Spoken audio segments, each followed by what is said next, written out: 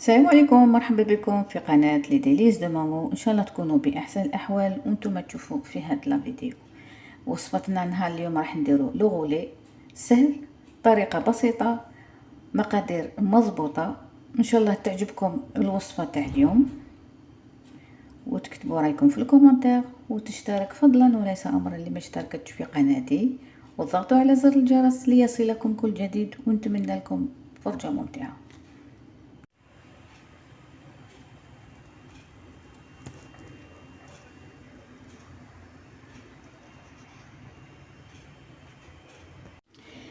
بسم الله البنات، نروحوا مقادير وصفتنا نهار اليوم، وهي كالتالي: نسحقوا 5 حبات بيض، نسحقوا 100 غرام فرينة، 50 غرام سكر، 50 مليلتر زيت، 50 مليلتر حليب، كيس خميرة كيميائية نورة.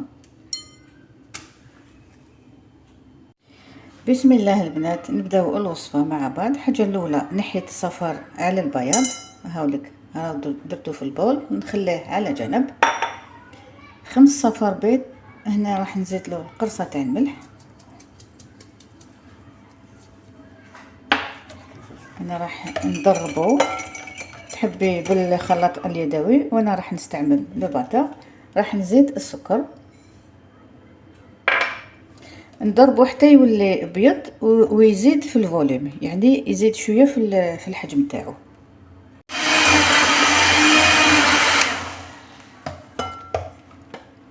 النتيجه اللي تحصلوا عليها البنات هكذا. نجيبو 50 مليلتر زيت، 50 مليلتر حليب،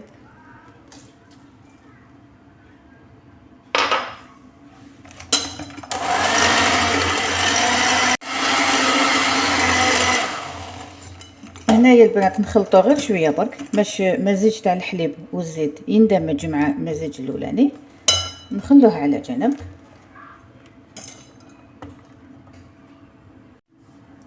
المرحله الثانيه البنات، انا اللي درت بهم الخليط الاولاني راني غسلتهم، راح ندخلهم داخل الباتر. فوالا، نديرو القرصه تاع الملح في البلوندوف، 5 بلوندوف، قرصه تاع الملح.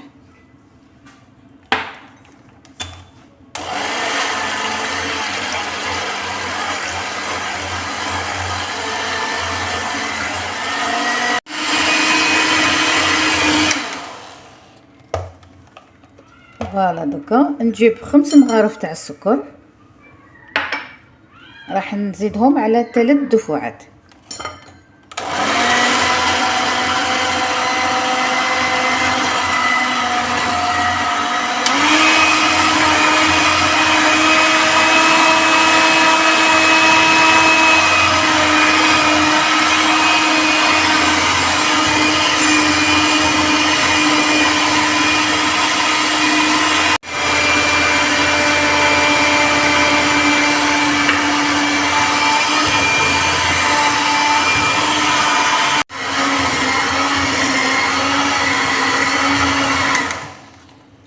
فوالا البنات، لا مورينغ تاعنا كيفاش تجي، بسم الله ما شاء الله. ماشي يجينا الغولي ناجح، لازم تجينا لا مورينغ ناجحه تاني. نقعدوا نضربوا ونزيدوا على دفعه السكر حتى تجينا هكذايا، حتى يتشكل معنا لو باك. شوفوا البنات، شوفوا كي نقلبوها لا مورينغ ما تهبطش هكذا. دوكا البنات نخلوها على جنب. نجيبوا الخليط الاولاني،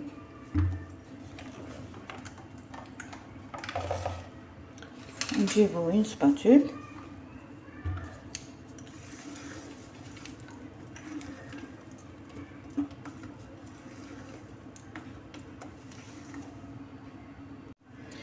نجيبو صفايه البنات والفارينه تاعنا اللي قلنا 100 غرام، مع كيس خميره كيميائيه نوره.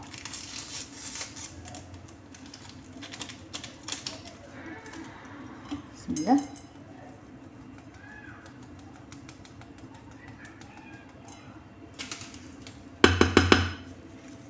نبداو نخلطو الفارينه تاعنا من التحت للفوق هكذا، ونتاكدوا بلي الفارينه اللي حبطت لتحت كاع على قاع لو ريسيبيون نتجبدوها.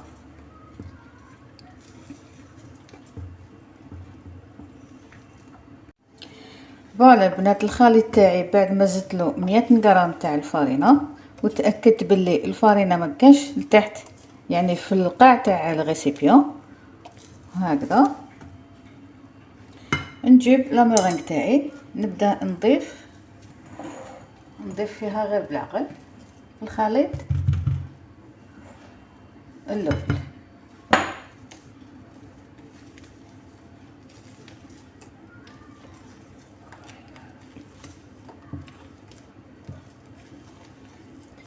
هكذا واش راني ندير، هكذا راني ندخل في الهواء داخل المزيج تاعي.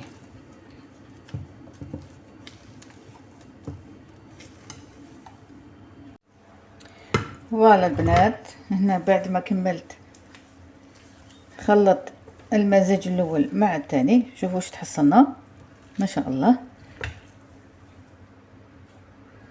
نجيب السنيوه تاعي كيما قلت لكم الفرن راهو شاعل على 170 درجه. نجيب السنيوه تاعي نغطيها ببابي كويسون، ونجيب بسم الله راح يطيب لمده 4 ساعات البنات. الفرن راهو شاعل من التحت ومن الفوق.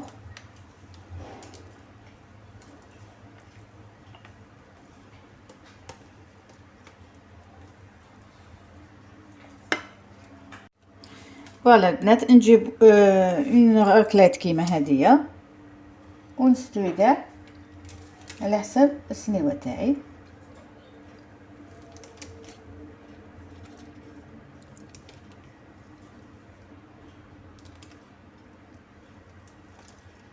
راح يجي غولي ما شاء الله سهل، مقادير بسيطه مضبوطه.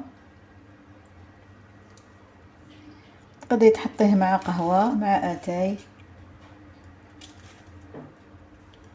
هكذا البنات. نسقمو هكذا قاعدك على السطح نستويه ونحطو يطيب ونتلاقاو فيما بعد ان شاء الله. هاوليك البنات بعد ما طاب بسم الله ما شاء الله، شو كيفاش جا، الله يبارك. هكذا دوكا انا راح نغطيه ماشي تندى شويه باش نقدر نقلبو غير بالطرشون هكذا. فوالا البنات دوكا راح نحيه معكم على المباشر. شوفوا كيفاش جا،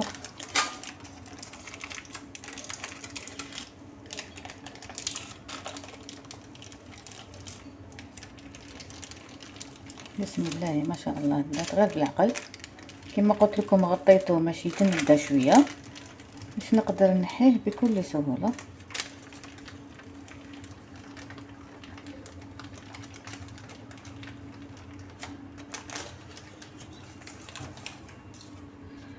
فوالا ما شاء الله.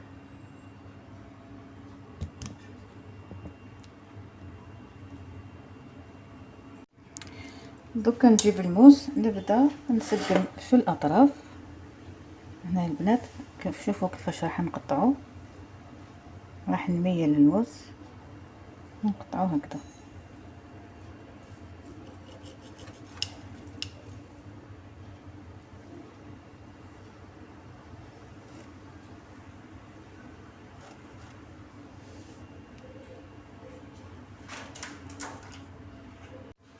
من الجهه الاخرى تاني نميل الموس هكذا باش يجينيش ديريكت، يجيني معوج هكذايا مسطح.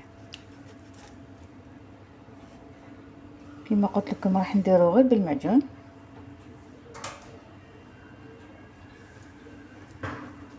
فوالا شو كيفاش يجي البنات، يجي هكذا. هنايا هذه سيتون استوس نديروها باش كي نروليو الغولي تاعنا ما يتقطعش. راح نديرو 3 خطوط ماشي حتى لتحت غير من الفوق برك. واحد هنا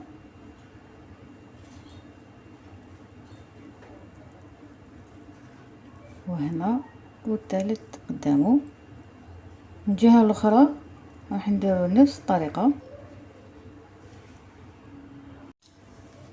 وهكذا نزيد نقطعو خط مستقيم ماشي لتحت.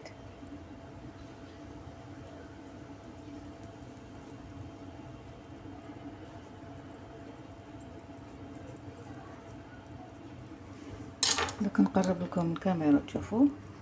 شوفوا البنات الخطوط هاملك، وكيف كيف هنا هام الخطوط، 1 2 3.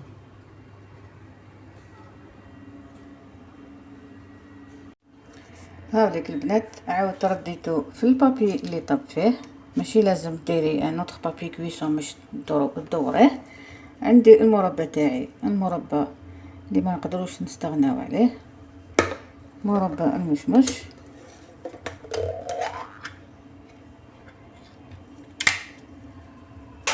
نحلها بسم الله، ونيطالي كاع المعجون تاعي على سطح الغولي. صدقوني الغولي ما شاء الله مقادير تاعو مضبوطه، ما تقوليش يجي حلو بزاف باسكو درنا له السكر في الصفار وفي لاميرانغ، راح يجي السكر تاعو معتدل جدا. راح تتحصلي على غولي ساهل توجديه لوليداتك، قهوه تاع الصباح، ولا يدوه معاهم اللونجا ولما لا.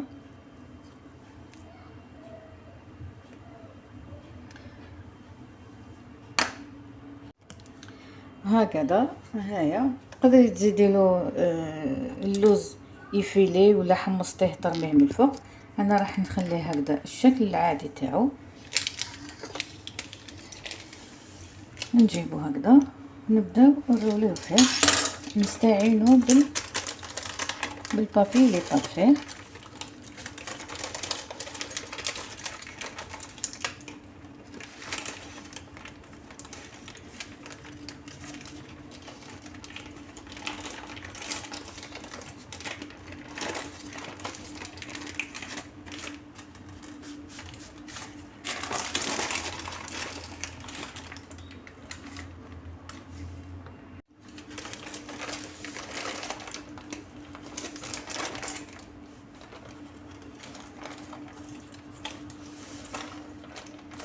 شوفوا كيفاش روليتو. دوكا هاد البابي نزيروه مليح هكذا باسكو راح نخلوه في الثلاجه لمده ساعه يشد روحو.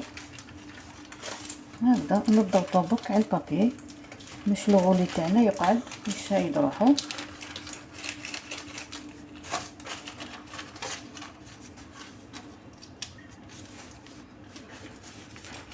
هكذا نديرو في الثلاجه لمده ساعه البنات ونرجع لكم.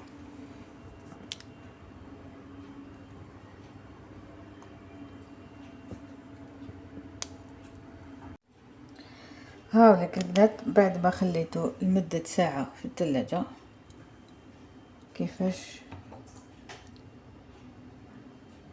جا ما شاء الله. دركا نجيبو بسم الله نحو هاد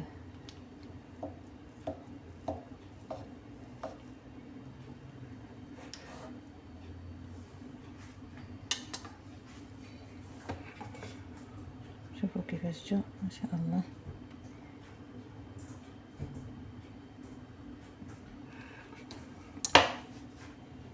نقطعوه على حسب الحجم اللي حبيتي.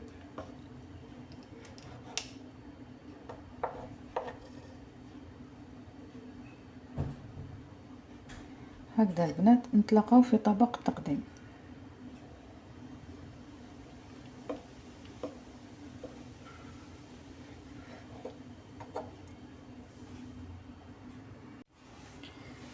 فوالا البنات الغولي تاعنا كيفاش جا ما شاء الله. شوفوا كيفاش جا الطري مشرب. انا راني حطيت شويه معجون اللي يحب يزيد. شوفوا برك كيفاش جا، ما شاء الله كيما قلت لكم طري مشرب. ان شاء الله تجربوه وتكتبوا رايكم في الكومنتات، والى وصفة اخرى ان شاء الله.